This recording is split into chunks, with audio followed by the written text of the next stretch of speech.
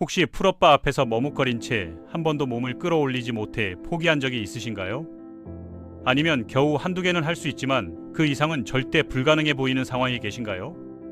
사실 풀업은 상체 근력을 판단하는 가장 확실한 기준 중 하나이며 군대에서부터 체조 선수까지 모든 영역에서 핵심적인 운동으로 활용되고 있습니다. 하지만 대부분의 사람들이 이 운동 앞에서 좌절감을 느끼는 이유가 있죠. 너무 어려워 보이고 어떻게 접근해야 할지 막막하기 때문입니다. 그런데 놀라운 사실은 올바른 단계별 접근법만 안다면 누구나 비교적 짧은 시간 안에 연속으로 10개의 풀업을 완성할 수 있다는 점입니다. 지금부터 그 비밀스러운 5단계 시스템을 자세히 알려드리겠습니다. 이 방법을 따라하시면 분명히 목표에 도달할 수 있을 것입니다. 우선 많은 분들이 놓치고 있는 중요한 사실부터 말씀드려야겠습니다. 7째, 포기하지 마세요. 풀업은 어려운 운동이지만 올바른 방법으로 꾸준히 하면 누구나 할 수 있습니다. 이 프로그램을 믿고 따라해주세요. 8째, 다른 사람과 비교하지 마세요. 각자의 시작점과 신체 조건이 다르기 때문에 발전 속도도 다를 수밖에 없습니다. 자신만의 페이스로 진행하시면 됩니다. 9째, 부상을 느끼면 즉시 중단하고 충분히 회복한 후 재개하세요. 무리해서 계속하면 더 큰 부상으로 이어질 수 있습니다. 마지막으로 목표에 도달한 후에도 꾸준히 유지 운동을 해주세요. 한번 얻은 근력도 사용하지 않으면 다시 감소하게 됩니다. 이 모든 과정을 통해 여러분도 분명히 풀업 10개라는 목표를 달성할 수 있을 것입니다. 시작이 반이라는 말처럼 지금 바로 첫 번째 단계부터 시작해보세요. 풀업이 단순히 등 근육과 팔 근육만의 운동이라고 생각하시는 분들이 많으시죠? 물론 광배근과 상완 이두근이 주요하게 작용하는 것은 맞습니다. 하지만 실제로는 완전히 다른 이야기가 있습니다. 2018년에 발표된 흥미로운 연구 결과를 보면 연구진들이 풀업 동작 중에 어떤 근육군이 가장 활발하게 움직이는지 정밀하게 측정해봤는데요. 예상대로 상완 이두근과 광배근 그리고 중간 및 하부 승모근의 활성화가 높았습니다. 이는 대부분의 사람들이 생각하는 바와 일치하는 결과였죠. 하지만 가장 놀라운 결과는 따로 있었습니다. 바로 복직근, 즉 우리가 흔히 식스팩이라고 부르는 복부 근육의 활성도가 등 근육이나 팔 근육보다 훨씬 높게 나타났다는 점이었죠. 이는 풀업을 한 번도 완성하지 못하는 초보자부터 10개 이상 연속으로 할 수 있는 숙련자까지 모든 참가자에게 공통으로 나타난 현상이었습니다. 근육 활성도 순위를 보면 복근이 1위, 그 다음이 상완 이두근, 광배근, 마지막으로 승모근 순서였습니다. 이 결과는 많은 운동 전문가들을 놀라게 했죠. 이것이 바로 첫 번째 단계의 핵심입니다. 풀업 실력을 늘리고 싶다면 코어 근력부터 확실하게 다져야 한다는 것이죠. 그런데 여기서 중요한 것은 무작정 윗몸 일으키기나 크런치를 수백 개씩 하는 것이 답은 아니라는 점입니다. 풀업 중에 복부 근육은 주로 몸통을 안정화시키는 역할을 담당하기 때문에 정적인 방식으로 코어를 단련하는 것이 훨씬 효과적이죠. 동적인 복근 운동보다는 플랭크 계열의 운동이 실제 풀업에 도움이 되는 코어 근력을 만들어냅니다. 이는 여러 연구에서도 확인된 사실입니다. 제가 추천하는 코어 강화 프로그램은 단계적으로 구성되어 있습니다. 각 동작을 최소 60초 이상 버틸 수 있게 되면 다음 단계로 넘어가는 방식이죠. 가장 쉬운 단계부터 시작해 보겠습니다. 무릎 플랭크부터 시작하는데 팔꿈치를 바닥에 대고 무릎을 꿇은 상태에서 상체부터 무릎까지 일직선을 유지하는 자세입니다. 이 자세에서 엉덩이가 너무 위로 올라가거나 아래로 처지지 않도록 주의하세요. 복부의 지속적인 긴장감을 유지하면서 자연스럽게 호흡하는 것이 중요합니다. 동시에 사이드 플랭크도 무릎을 꿇은 상태로 연습하세요. 옆으로 누워 한쪽 팔꿈치로 몸을 지지하면서 무릎부터 어깨까지 곧게 펴는 동작이죠. 양쪽을 번갈아 가면서 각각 60초씩 버틸 수 있게 되는 것이 첫 번째 목표입니다. 처음에는 30초도 힘들 수 있지만 꾸준히 하시면 금방 늘어날 것입니다. 각각을 60초씩 버틸 수 있게 되면 일반적인 플랭크로 진화합니다. 이제 발끝으로 몸을 지지하면서 발 뒤꿈치부터 정수리까지 완벽한 일직선을 만드는 거죠. 사이드 플랭크도 마찬가지로 발로 지지하는 형태로 업그레이드합니다. 여기서도 각각 60초를 목표로 하세요. 이 단계가 많은 사람들에게 도전적일 수 있습니다. 플랭크를 할 때는 시선을 바닥에 두고 목을 자연스러운 위치에 유지하는 것이 중요합니다. 또한 호흡을 멈추지 말고 계속 자연스럽게 해주세요. 그 다음 단계는 발을 높은 곳에 올린 디클라인 플랭크입니다. 의자나 소파에 발을 올리고 플랭크를 하면 훨씬 강한 자극을 느끼실 수 있을 겁니다. 이 변형은 일반 플랭크보다 약 30% 정도 더 많은 코어 근육 활성화를 만들어냅니다. 특히 상부 복근과 어깨 안정근에 더 강한 자극을 줍니다. 마지막 최고 단계는 롱 레버 플랭크인데요. 일반적인 플랭크 자세에서 팔꿈치를 어깨 바로 아래가 아니라 조금 더 앞쪽으로 위치시키는 동작입니다. 이렇게 하면서 동시에 골반을 뒤쪽으로 살짝 틸트하는 느낌으로 복근에 더 강한 수축을 만드는 것이죠. 이는 고급자를 위한 변형입니다. 이 단계까지 각각 60초씩 버틸 수 있게 되면 풀업 10개를 완성하기에 충분한 코어 근력을 갖추게 될 것입니다. 두 번째 단계로 넘어가 보겠습니다. 코어 훈련과 함께 진행해야 할 보조 운동들이 있는데요. 그 중에서도 가장 핵심적인 것이 바로 니링 렛 풀다운과 데드행입니다. 많은 분들이 일반적인 앉아서 하는 렛 풀다운을 선택하시는데 사실 이것보다는 무릎을 꿇고 하는 형태가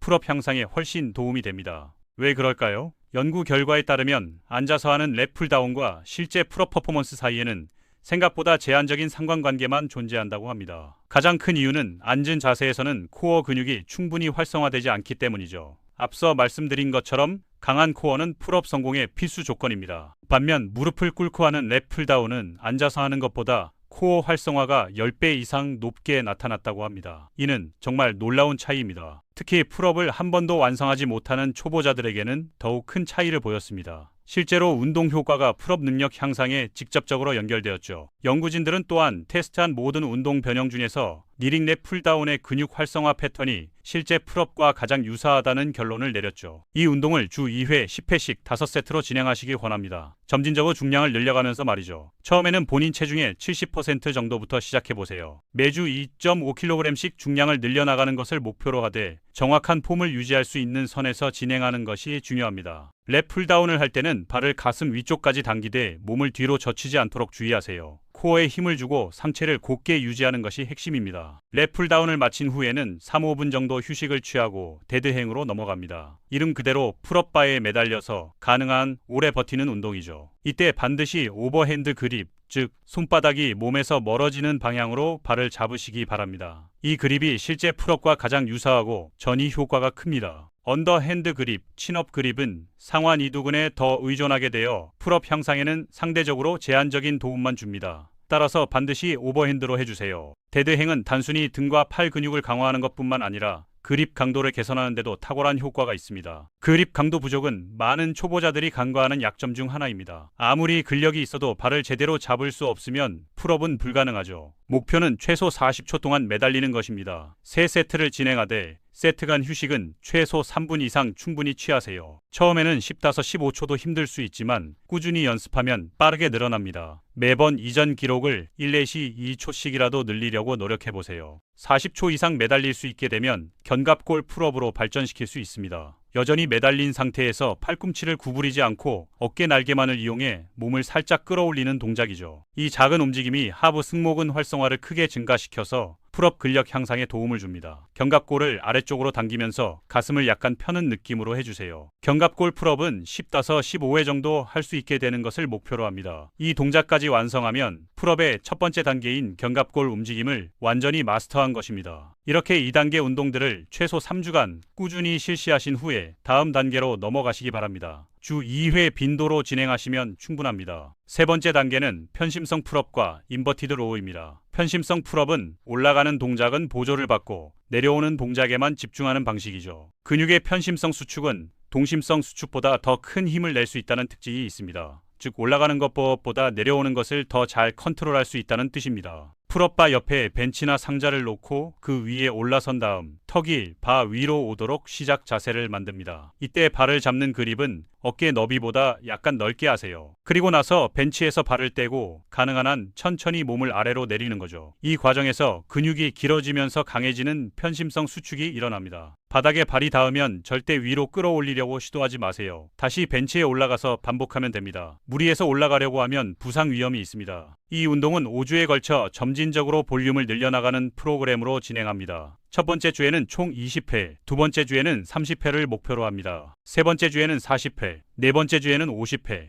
마지막 5번째 주에는 60회를 목표로 합니다. 매주 10회씩 늘어나는 것이죠. 여기서 중요한 것은 내려오는 동작이 최소 3실시 4초 이상 지속되어야 한다는 점입니다. 너무 빨리 떨어뜨리면 1회로 인정하지 않습니다. 목표는 한 세트에서 가능한 한 많은 반복을 연속으로 완성하는 것이고 더 이상 천천히 내려올 수 없을 때까지 계속하세요. 그 후 2분간 휴식을 취하고 다음 세트를 시작합니다. 그날의 목표 반복수를 모두 채울 때까지 계속 진행하는 방식입니다. 편심성 풀업과 함께 인버티드 로우도 병행해야 합니다.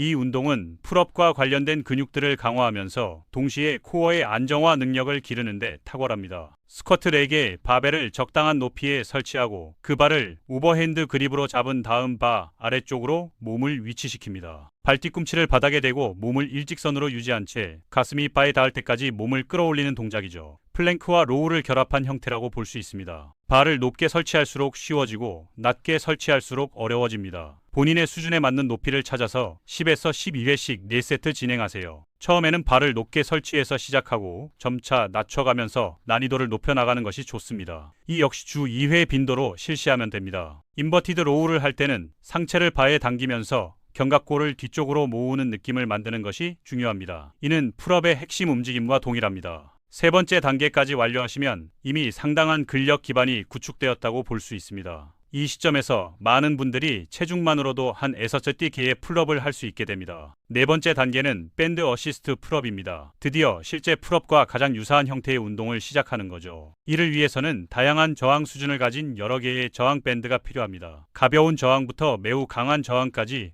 최소 세너 가지 정도는 준비하시는 것이 좋습니다. 저항 밴드는 온라인이나 스포츠 용품점에서 쉽게 구할 수 있습니다. 보통 세트로 판매되므로 다양한 저항을 한 번에 구매할 수 있어 편리합니다. 시작할 때는 가장 강한 저항의 밴드부터 사용하세요. 밴드를 풀업바에 걸고 루프를 만든 다음 무릎이나 발을 그 루프에 올려놓고 풀업을 시도하는 방식입니다. 밴드가 아래쪽에서 몸을 지지해주기 때문에 체중의 일부가 상쇄되어 더 쉽게 풀업을 할 수 있게 됩니다. 이는 실제 풀업 동작을 연습하는데 매우 효과적입니다. 해당 밴드로 10회 반복이 가능해지면 그 다음으로 약한 밴드로 교체합니다. 이런 식으로 점차 밴드의 도움을 줄여나가는 방식으로 진행하는 거죠. 운동 구성은 주 2회 다 세트로 하되 첫 번째 세트에서의 반복수 증가에 집중하시기 바랍니다. 첫 세트가 가장 컨디션이 좋을 때이므로 최고 성과를 낼 수 있습니다. 예를 들어 지난번에 첫 세트에서 7개를 했다면 이번에는 8개를 목표로 하는 식으로 말이죠. 작은 발전이라도 꾸준히 쌓아가는 것이 중요합니다. 물론 매번 그렇게 세세하게 기록할 필요는 없지만 각 세트에서 최대한 많은 복을 하려고 노력하는 것이 중요합니다. 세트 간 휴식은 충분히 취하세요. 최소 2-3분은 쉬어야 다음 세트에서도 최고의 퍼포먼스를 발휘할 수 있습니다. 서둘러서 다음 세트를 하면 반복수가 크게 줄어듭니다. 밴드 어시스트 풀업을 할 때도 정확한 폼을 유지하는 것이 중요합니다. 데드행 위치에서 시작해서 턱이 발을 넘을 때까지 올라간 다음 천천히 내려오는 것이죠. 가장 약한 저항 밴드로도 10회 반복이 가능해지면 드디어 마지막 단계로 넘어갈 준비가 된 것입니다. 이 시점에서는 이미 상당한 풀업 근력을 갖추게 되었다고 볼 수 있습니다. 다섯 번째이자 마지막 단계는 완전한 체중 풀업입니다. 네 번째 단계를 완료한 시점에서 이미 체중만으로도 5-8 정도는 할 수 있는 상태가 되어 있을 것입니다. 이제는 이전 단계와 동일한 방식으로 첫 번째 세트에서 1개씩 더 하는 것을 목표로 삼으세요. 6개에서 7개로, 7개에서 8개로 점진적으로 늘려나가는 거죠. 이 단계에서는 인내심이 특히 중요합니다. 8개에서 9개로, 9개에서 10개로 넘어가는 것이 생각보다 어려울 수 있기 때문이죠. 하지만 지금까지 쌓아온 기반이 있기 때문에 분명히 돌파할 수 있습니다. 매 세션마다 최선을 다하되 부상하지 않도록 주의하면서 진행하세요. 특히 8개를 넘어서면 가중 풀업을 시도해 볼 수 있습니다. 허리에 웨이트 벨트를 차고 5kg 정도의 원판을 달아서 해보세요. 놀랍게도 고작 5kg만 추가해도 반복수가 8개에서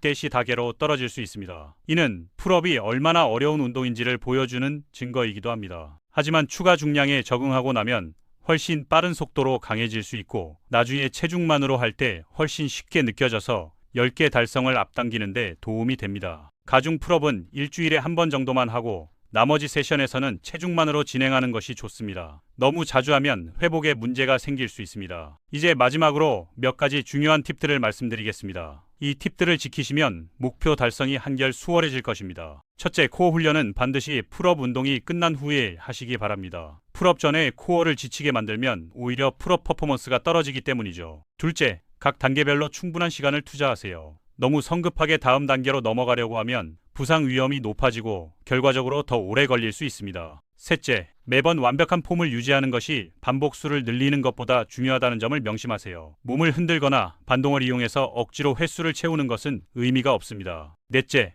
충분한 휴식과 영양 섭취를 통해 회복에도 신경 써주세요. 근육은 운동 중이 아니라 휴식 중에 성장한다는 사실을 잊지 마시기 바랍니다. 다섯째, 일관성이 가장 중요합니다. 일주일에 한 번 아주 열심히 하는 것보다는 주 2회씩 꾸준히 하는 것이 훨씬 효과적입니다. 여섯째, 자신의 진전을 기록해 보세요. 사소한 발전이라도 눈으로 확인할 수 있으면 동기부여에 큰 도움이 됩니다.